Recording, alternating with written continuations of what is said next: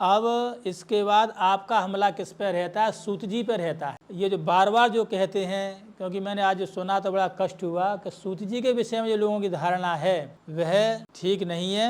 देखिए, पुराण के प्रवचन करने का काम सूत का ही था। महाभारत तथा पुराण में सूत के प्रवक्ता के रूप में चित्रित किए गए हैं। सूत जी जो है, महाभारत हो या पुराण हो, उसके सबसे अच्छे जो है वक्ता थे और प्रश्नों का समाधान उनके द्वारा जो है संतोषजनक रूप से किया जाता था। हाँ, इसमें ध्यान देने की बात यह है कि दो प्रकार के सूतों का कार्य क्षेत्र मिश्रण हो गया है। सूत वास्तव में प्राचीन भारत में एक प्रतिलोमवत जाति भी थी और मनुस्मृति के आधारभूत सूत क्षत्रिय पिता से ब्राह्मणी में प्रतिलोम विवाह से उत्पन्न होने वाला व्यक्ति जो है क्षत्रिया सूत एवतु, ऐसा करके उसमें सूत शब्द आ गया है। किंतु ये जो पूरी प्रक्रिया है ये सूत जी हैं, इसके विषय में नहीं है।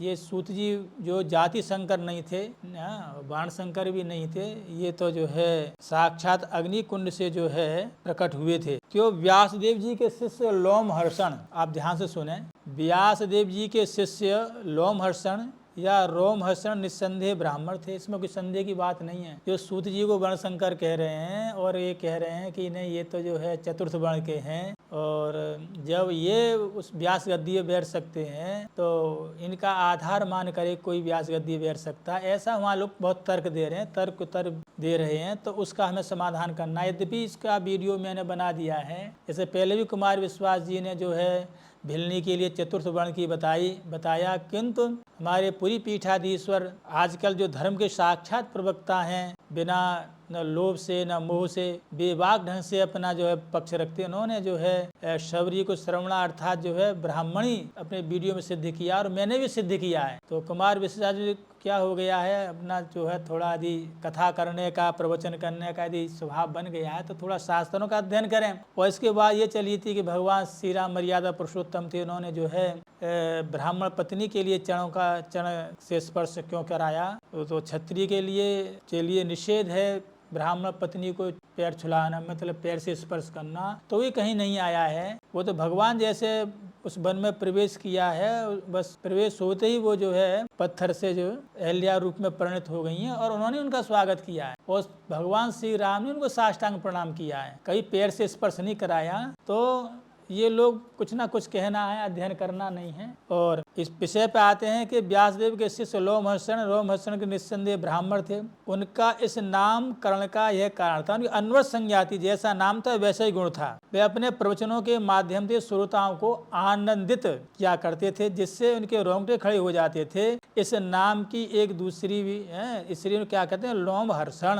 अर्थात जो है उनको सुनते ही जब रोम खड़े हो जाए, हर्षित हो जाए, तो इसलिए उनको लोमहर्षण नाम पड़ गया। इस नाम की दूसरी भी व्याख्या है कि व्यास जी के पौराणिक प्रवचनों का श्रवण कर इनके लोम हर्षित हो गए थे, ठीक है, स्वयं भी हर्षित हो गए थे। तो व्युत्पत्ति मतभेद भले ही हो, किंतु परंतु लोमहर्षण का ब्राह्मण होना मतभेद से पृथक सत्य है। किंतु मतभेद व्युत्पत्ति में हो सकते हैं, किंतु लोमहर्षण ब्राह्मण ही थे, इसमें कोई मतभेद नहीं है। नैमिष सारण में एकत्र हुए 88,000 ऋषियों की जिज्ञासा की पूर्ति करने वाले पुराण वाचक उच्च कुल के ज्ञानी विद्वान ब्राह्मण थे।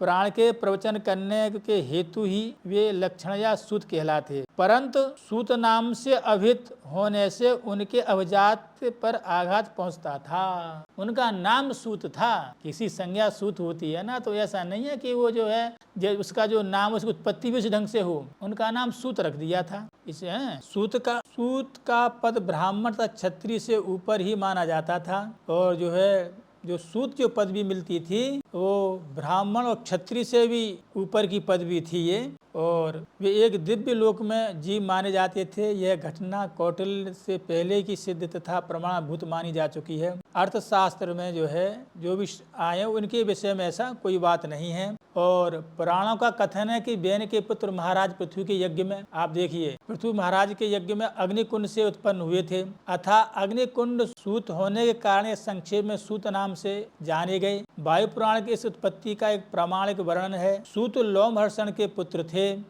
पुराण इतिहास महान के व्याख्या थे, उनका नाम था सौती उग्र स्रवा, सौती उग्र स्रवा, क्या नाम है, सौती उग्र स्रवा। और उन्होंने महाराज जन्मेजय की हरवंश जो महाभारत का परिशिष्ट है सुनाया था। तो सौती शब्द की व्याकरण लभ्य व्युत्पत्ति है, सूतस्यापत्यम सौती द्रोणवत। देखिए, सूतस्यापत्यम सौती द्रोणवत, जिस प्रकार द्रोण के पुत्र द्रोणी कहलाते उसी प्रकार सूत के पुत्र सौती, ध्यान, सूत के पुत्र सौती। ध्यान देने की बात है कि वह अपत्य प्रत्यय का योग ही सूचित करता है कि सूत किसी व्यक्ति का नाम है, जाति का नहीं, क्योंकि ब्राह्मण जाति से उत्पन्न होने वाला व्यक्ति ब्राह्मण ही कहलाता है, ब्राह्मणी नहीं। और वह सूत जाति संबंध नहीं रखता है। यही कारण था कि सूत के मार डालने से बलराम जी को ब्रह्महत्या लगी, जिसके निवारण के लिए उन्होंने भारत के समग्र तीर्थों की यात्रा की। यदि सूत जी जो है वर्णशंकर होते, ब्राह्मण ना होते, तो बलराम जी ब्रह्महत्या कैसे लगती, इस पर ये प्रकाश डालेंगे।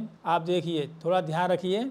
वायु पुराण के श्लोक हैं कि वैन्यस्य तु पृथोर्यज्ञे वर्तमाने महात्मनः सूत्याया वत्सूता प्रथमं वर्ण वैकृतम् ऐन्द्रेण हविषा तत्र हवि प्रक्तम बृहस्पतिः जुहावेन्द्राय देवेन तथा सूतो विजायतो। ऐसा हुआ कि जो है बृहस्पति का नाम लेकर के आहुति छोड़ी, उसी समय इंद्र का नाम लेकर के आहुति छोड़ी। तो बृहस्पति ब्राह्मण है, इंद्र क्षत्रिय हैं। तो उस ढंग से जो है जब दोनों चरुओं का आपस में टकराहट हुई तो इंद्र का जो अंश था वह भी आ गया, बृहस्पति का भी अंश आ गया, इसलिए उनको सूत कहा। वैसे जाति से सूत नहीं है, वो चरु के व्यत्यास से, चरु के सांकरी से जो है सूत नाम से विख्यात हुए। सूतः अग्निकुंड समुद्भूतः सूतो निर्मल मानसः, सूतः अग्निकुंड समुद्भूतः, ये सूत जो अग्निकुंड से उत्पन्न हुए हैं और निर्मल मानस है। अग्निजो लोम हर्षण,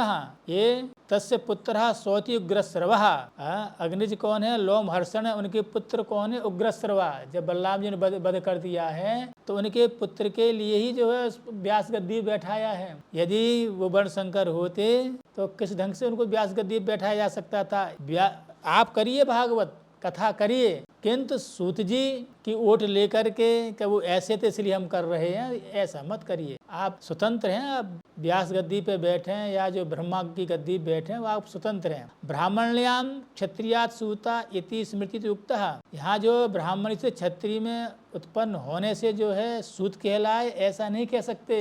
क्यों, स्मृति से विरोध होगा। क्या होगा, तो 3-4 जो वक्तव्य थे वाल्मीकि जी के विषय में और जो है आपके सूत जी के विषय में और व्यास जी के विषय में, मुझे लगता है कि आप लोग जो है उससे निश्चित रूप से जो है संतुष्ट हुए होंगे। और थोड़ा सूत जी के विषय में लोग बहुत चर्चा कर रहे थे, तो एक बार जो है मैं और इनके विषय में थोड़ा डाल जाता हूँ। देखो, तीर्थ यात्रा के प्रसंग में बलराम जी के द्वारा ब्रह्मवत सूत जी का वध हुआ और उनको जो है ब्रह्महत्या लगी, क्योंकि उसकी जो श्लोक में जो व्याख्या है कि पृथुर्यज्ञ क्षत्रिय इंद्रस्य हविषा ब्राह्मण बृहस्पति है हविषा संप्रत्यक्त्वा ततएव, कि पृथु के यज्ञ में क्षत्रिय इंद्र है और जो है ब्राह्मण बृहस्पति हैं। आहुति लगी तो दोनों आहुति मिल गई, तो उससे जो है इनकी उत्पत्ति हो गई। इसे कुंडात उत्पन्नत्वेन जाति सूतत्वाभावश्च, कुंड से उत्पन्न होने के कारण जो है जाति सांकरी सूत जी में ये निश्चित है। चरु विक्षेप वैपरीत्या, चरु के विक्षेप से अर्थात बृहस्पति और इंद्र का एक साथ स्मरण करने से जो है चरु विक्षेप हुआ है, इसलिए जो है वो उस कुंड से उत्पन्न है। पृथलोम इति उक्तम, इसलिए उनको पृथलोम कहने लगे कि इसमें जो है क्षत्रिय मान इंद्र का भी अंश आ गया और बृहस्पति जी का अंश आ गया। इसका तात्पर्य हुआ भगवान पृथ्वी के यज्ञ में इंद्र को उद्देश्य करके जैसे हविष अग्नि को प्रदान किया जो कि क्षत्रिय कहे जाते हैं, उसी समय बृहस्पति को उद्देश्य करके अग्नि में हविष का प्रक्षेप किया जो कि ब्राह्मण माने जाते हैं। ऐसा करने से दोनों देवताओं का हविष्य संप्रत संयुक्त हो गया। संयोग हो जाने से देवताओं की जाति के भिन्न होने से हविष्य के संयोग से सांकरी हो गया। कुंडोत्पन्न होने से जाति संकर का सर्वथा अभाव होने पर चरु विशेष वैपरीत्य होने से पृथलोम संकर सूत जी कहलाए, अर्थात चरु के व्यत्यास से कहलाए। जहाँ सुसंहिता का में लिखा है विप्रवक्ता सुधिकार्यो विशुद्धो भय वंशजः इतिहास पुराणाम विप्रोन्यो धर्म हानिकृत। कहा कि विप्रवक्ता शुद्धिकारियो, विप्रवक्ता होना चाहिए बुद्धिमान होना चाहिए, उसका विद्या वंश और जो है विद्या वंश भी पवित्र हो, जहाँ जन्म हुआ वही वंश पवित्र हो। इतिहास इतिहास का, पुराणों का, अन्य का जो प्रवचन है इन्हीं के द्वारा होना चाहिए। यदि विप्र से अन्य, यदि आपने जो है भागवत का, धर्म का, पुराण का उपदेश सुन लिया, धर्म हानिकृत,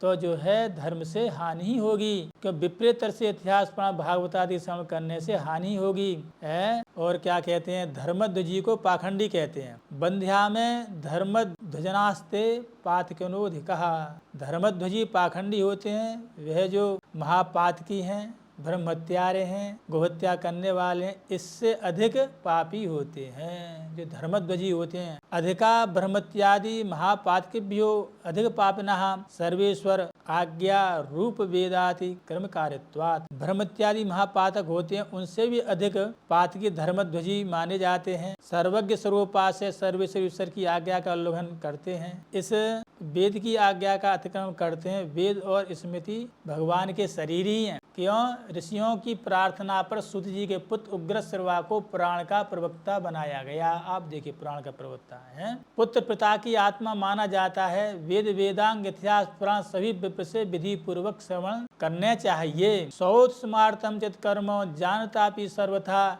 विप्र आग्रह कर्तव्य अमृथा निष्फलम ही तत्। श्रोत स्मार्त कर्मों को भली बात प्रकार से जानता है तो भी विप्र की आज्ञा अवश्य लेनी चाहिए, अन्यथा सब निष्फल है। इसलिए यद्यपि ये विषय और भी है, इस पर पर्याप्त विचार हो चुका है।